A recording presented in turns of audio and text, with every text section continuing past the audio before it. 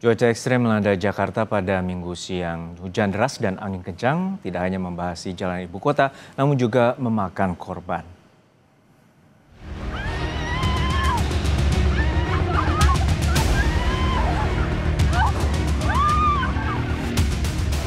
Atap lapangan padel di wilayah Kembangan, Jakarta Barat ambruk usai diterpa angin kencang.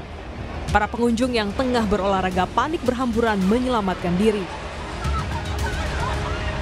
Menurut saksi mata, peristiwa terjadi saat hujan deras disertai angin kencang yang melanda wilayah Jakarta pada Minggu siang. Tidak ada korban jiwa maupun luka dalam peristiwa ini.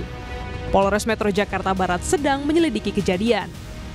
Pas angin, dia hujan mas, pada hujan. Ini melengkung yang sini nih, begini. Nah, terus sekarang terus keanginan sini kan terus doyong ke sana. Tadi angin kencang banget, Pak? Kenceng, gede angin. Posisi lagi rame atau gimana? Rame. Orang rame di dalam, pada main. Terus. Tapi ada korban jiwa tadi? Nggak ada, alhamdulillah. Hujan deras disertai angin kencang membuat sebuah pohon palem tumbang di Jalan Metro Pondok Indah menuju Lebak Bulus. Kerasnya hantaman pohon membuat atap mobil remuk. Akibatnya, pengemudi mobil tewas di lokasi kejadian dan langsung dibawa ke Rumah Sakit Pondok Indah. Imbas peristiwa ini, arus lalu lintas menuju Lebak Bulus sempat macet hingga 3 km. Dari Pondok Indah. Itu pas lagi hujan apa gimana, Bang? Pas angin kencang tadi, Mas. Pas hujan juga.